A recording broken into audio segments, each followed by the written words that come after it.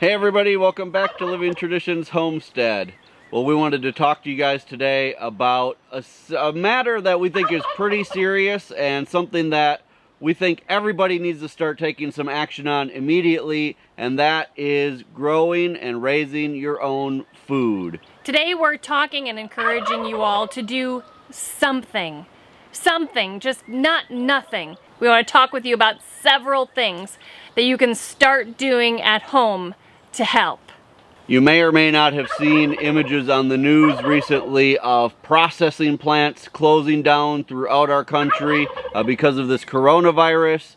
We've even seen images of thousands of chickens being just, discarded because they can't be processed. Same with pigs.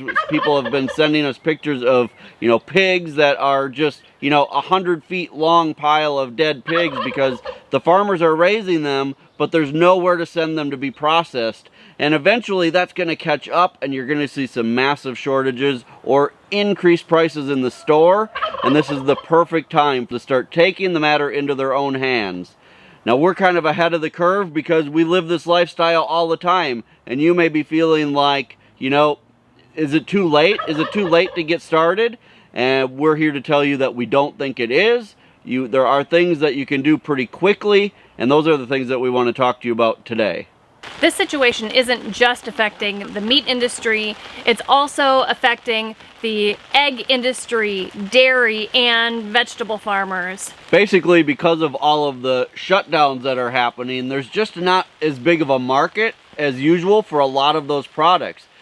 Traditionally, take milk for instance, the schools will buy a lot of the milk, and restaurants will use a lot of the dairy products. And because those things are shut down, there's not that market. So farmers are being forced to just dump thousands of gallons of milk onto the ground and let it go to waste, which is actually causing a lot of farmers to either have to file bankruptcy or get rid of a lot of their cows.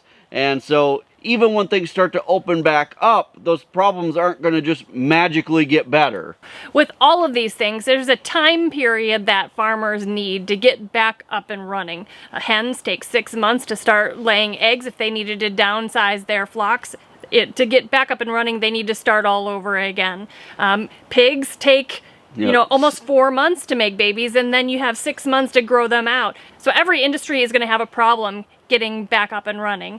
A couple things that I've read is that the reason why the grocery stores can't just take all of these farmers' products is that the grocery stores have contracts with specific farmers for their grocery stores, and a lot of those farmers, you guys, aren't in the U.S. Right. So while things are happening in the United States to our farmers and the milk, the eggs, the vegetables, the meat, those products are still coming into the United States and getting into our grocery stores. Right. So if there's one thing that hopefully everybody is going to take away from this whole situation that's going on right now is that you need to get your food system as close to you as you can. Now that starts obviously with, doing as much as you can for yourself. The areas that you can be self-sufficient, you should be self-sufficient. Right. And then slowly branch out from there. Find a local farmer. If you don't have room to have a dairy cow like we do, find a local farmer that maybe has just, 5 cows that can supply you and your family with milk and other dairy products on a regular basis. Start close to home and then work your way out. I mean, there's obviously some things that you may not be able to find a local farmer for, like rice or things like that. And that's fine, but start close to home, support local farmers first, but most importantly, do for yourself what you can so that you don't have to rely on anybody except yourself. So let's talk a little bit more about the things that you can start doing right now for you and your family. So we really need to break things down into 2 categories, meat and vegetables, because those are really what, keeps everybody going. So we're going to start today by talking about meat. Now, there are 2 animals that we recommend everybody start with, regardless of, even if you have 1,000 acres of land, we recommend you start with these 2 animals because it's a good way to get your feet wet and learn some basic skills. Right. The first one is chickens. Yes. Now, chickens are really dual purpose. Obviously, we are talking about meat, so we're talking about eating the chickens, but also they provide you with eggs, which is a great source of nutrition and protein for your family. Chickens are pretty easy to raise. They don't require a whole lot of maintenance. Once you get them old enough, you know, a couple months, you can just set them out into the yard, and for the most part, they can pretty much sustain themselves. Now, everybody gives them chicken feed, but in the summertime, spring, anytime that there are bugs out and there's green out for them to eat, they pretty much can survive on their own. That doesn't mean they're going to grow super fast, and they may not lay you an egg every day, but Right. they will survive, and they will continue producing food for you and your family. Right. Yeah, I mean, in the old days, most farmers had chickens around, and they mostly ate, you know, table scraps, and they mostly ate, you know, bugs around the farm. In relative terms, it's a pretty new thing to go out and buy feed in a bag to feed to a chicken. Normally they were the scavengers of the farm, which is what made them so great. So keep that in mind. We're not saying don't feed your chickens. What we're saying is if it came down to the point where you Right. couldn't, chickens are a great thing because they really can survive pretty well on their own. The other nice thing about chickens is that once you have a flock of chickens, you should never have to buy chickens again. You should be able to keep a flock going continuously. It's kind of like saving seeds from plants. I mean, you know, once you save one tomato seed, you should have tomatoes for life if you do everything right. So, you know, if you can afford an incubator, buy an incubator. And you know, make sure that you have a rooster along with your hens so that you can be incubating eggs and always have a new flock of chickens coming up. You know, you can eat your old ones and you can keep the new ones because they're going to lay the most eggs. And it's just be a continuous cycle. So if you can't afford an incubator or you don't want to have an incubator, that's fine. Most chicken breeds will actually take care of all of that for you. They'll go broody or they'll want to sit on eggs. Not all of them do, but a lot of them will go broody and hatch their own young. You'll want to research those breeds and find one that you think is best for you. And while you're looking, research chickens that will forage really well. But some of you may live in an area where having chickens is impossible. And in that situation, we recommend rabbits. Well, we recommend rabbits for everybody, but that's a solution for someone who can't have First, chickens. we recommend you just break the rules and have chickens anyway. Then, we recommend you get rabbits. If you can get away with it, do it. Yeah, because hens are noisy too. We tried that in an HOA community. We thought we were getting away with it because we didn't have a rooster. But when we left, all the neighbors were like, oh, we're going to really miss hearing your hens back there. So they're not that quiet. No, but if you can get away with it, do it. Anyway, on to rabbits. On to rabbits. So rabbits are fantastic. They don't make any noise. Right. We consider rabbits to be dual purpose. Rabbits are great for meat, obviously, but also great for their manure as fertilizer in the garden. The nice thing about rabbits also is that if you do live in a place that has a homeowners association or where chickens aren't allowed, rabbits are very rarely considered a livestock animal. They're considered a pet.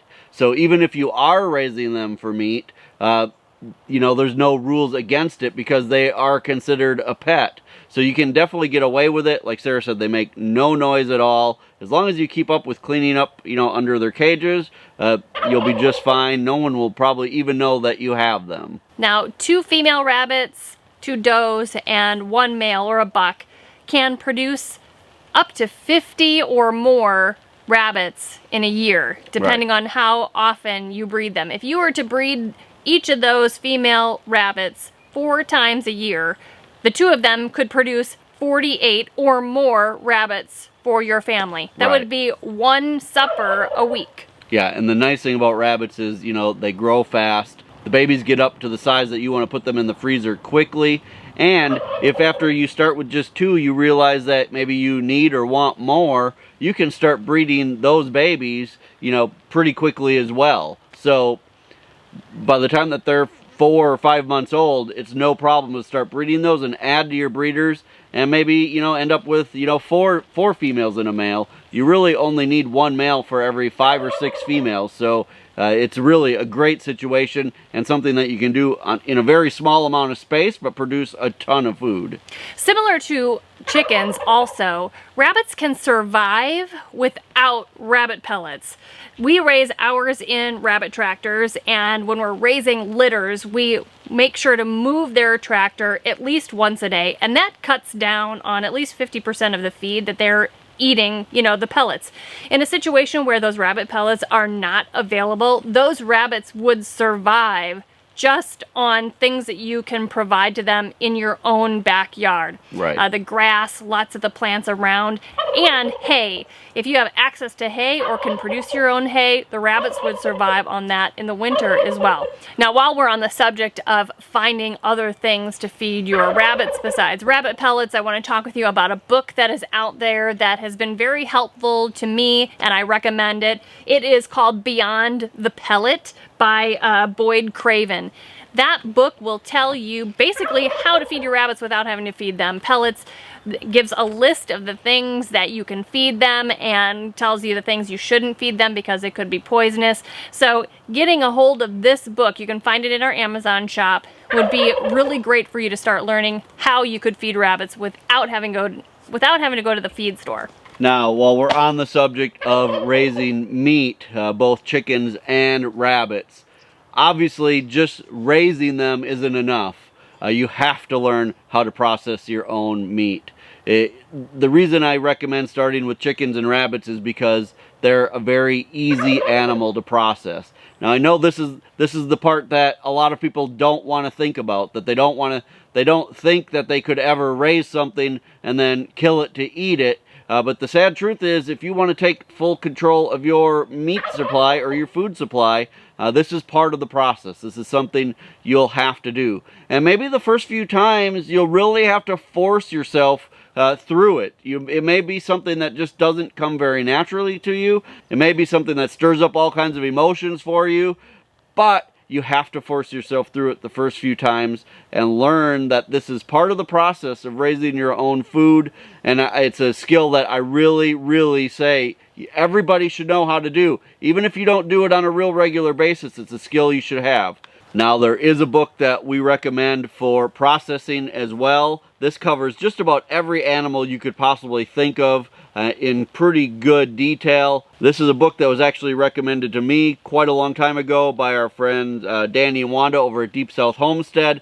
We have this in our Amazon shop. Take a look at it, but it is a great book, and you should definitely have this on hand. So it'll walk you through everything that you need to know. And don't forget as well that we have done videos in the past on processing animals. So go back, take a look at those series that we've done. We've done, you know, a very in-depth series on raising rabbits all the way from the beginning to the end, and same with chickens. So take a look at those. So for those of you who just cannot raise chickens or rabbits, you don't have a backyard, you live in an apartment, we really encourage you to seek out local providers of chicken or rabbit or meat in general. Small producers in almost every state are allowed to process and sell meat. It's just a matter of finding them. I also want to encourage you all to put your feelers out there for friends that you have that either have the skills or are already doing this, so that you guys can come together and take advantage of the skills that each other have.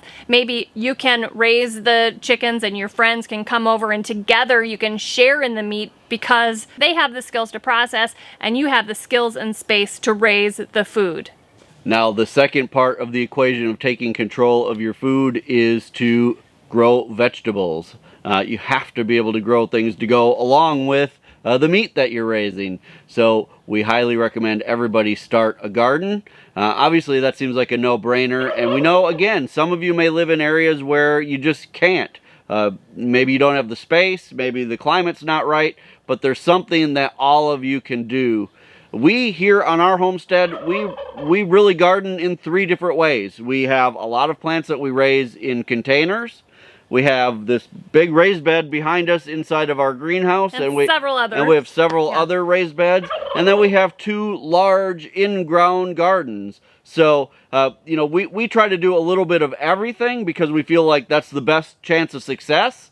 But if you can only do one thing, maybe you can only grow in containers, do it. Even if you just have 1 tomato plant that will produce you with cherry tomatoes, and you have 1 plant with lettuce, so that you can have a salad and cut up some cherry tomatoes to put on your salad, that is at least a step in the right direction to get you moving toward food security.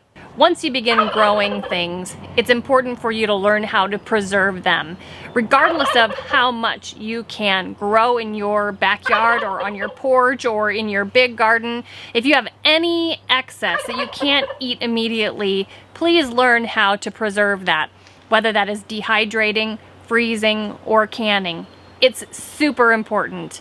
Now, I actually do a ton of canning, and I do have a lot of canning videos, so make sure you check those out if you're interested. But I want to point out a couple resources that are tangible that you can have in your house to help you with canning. The first one is my absolute favorite book for canning. It's called the Ball Complete Book of Home Preserving. We have this in our Amazon shop if you want to take a look at it. This is my absolute favorite. But also the Ball Blue Book Guide to Preserving. And this actually has more than just canning in it. It does have some dehydrating. But you guys, it's essential if you're going to grow your food to learn how to preserve it so that you can eat more than just fresh out of the garden in the summer. You can eat in the fall, winter, and in the spring. Right. Yeah, the goal is to make whatever food you can produce over the summer last until the next summer. Now, you know, not everybody has the ability to grow that quantity, but if you do, then you absolutely have to take advantage of it. But you guys, something is better than nothing. Doing something will help offset any problems that might be coming in the future. But not only that, you're developing skills and building skills that you can continue using year after year throughout your life. And you can teach those to your children, to your friends, to your neighbors, to people at church. If they're interested, you will have that knowledge, and it feels so awesome to be able to teach someone else those skills. Well, we're talking about skills. One of the skills that absolutely has to be talked about when you're talking about gardening and sustainability of a garden is seed saving. It's something that for a long time we didn't take very seriously. We may have saved seeds out of some real simple things, but the more difficult things we always just kind of shied away from because we figured, hey, we can just go buy more seeds. But those days, you know, you never know. Those could be coming to an end just like the readily available meat that's coming to an end right now. So one skill that we highly recommend you master is how to save seeds. You need to learn the difference between different types of plants. For example, heirloom plants versus hybrid plants. For those of you who don't know, you can't really save seeds from hybrid plants because the next year those seeds won't produce the same plant that was in the ground in the first place. So you really need heirloom or open pollinated plants in order to save seeds. And so we highly recommend that that is a skill that you start to work on. Like I was talking about earlier with the chickens and being able to keep a flock going, you know, in theory, if you were to purchase 1 tomato seed when you were a child, you should never have to purchase another tomato seed through your entire life. You should be able to always save the seeds out of even just 1 tomato each year and have a fantastic garden the following year. Now, there is a book that we recommend for that as well. If you haven't figured it out yet, we're big on books. We like to have things to hold in our hands in case the internet ever goes down. We still have resources. So let us show you a book that we recommend. And this is actually a book that was recommended to us by Baker Creek Seed Company. This is the book that they recommend for all of the people who raise seeds for them. And this is a great book. It's called Seed to Seed, and it covers basically every plant that you could possibly grow and how to save the seeds from those plants. Very detailed instructions, and this is the book that we've learned now to really go to when we need to figure out how to do something. This will also be in our Amazon shop if you want to take a look at it. While we're on the topic of seeds, it's also super important for you guys to learn how to start seeds and grow them into the size plant that you plant into the garden, or how to just start those seeds in the garden.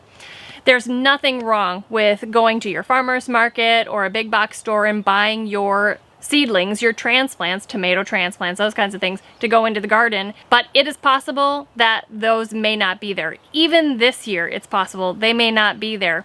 Our farmer's market was a source for lots of people in our community to get their tomato starts, peppers, those kinds of things.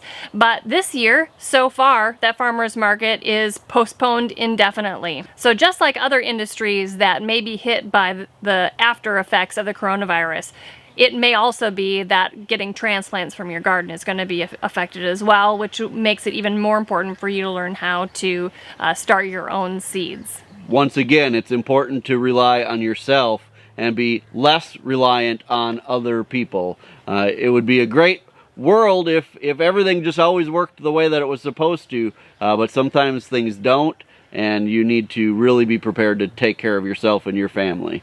So we know we've covered a lot of information today. We've given you a lot to think about, a lot of things that maybe seem pretty scary, and maybe you think that none of this stuff will ever happen, and that, you know, as soon as this coronavirus stuff is over, things are just going to go back to normal, and none of this stuff is very important. But we hope that we've at least made you start to think. We hope that a lot of you will start to take some action because you're starting to see things happen around you. And we hope that this is the year that more and more people get serious about taking control of their food. You guys, if you are enjoying our videos, make sure you hit the subscribe button below. We also encourage you to share this video with other people who need to hear what we have to say. It's so important to start getting control of your own food system, and that's the best way that you can help us, is to share this video. Until next time, guys, thanks so much for stopping by our homestead. Take care and God bless. God bless.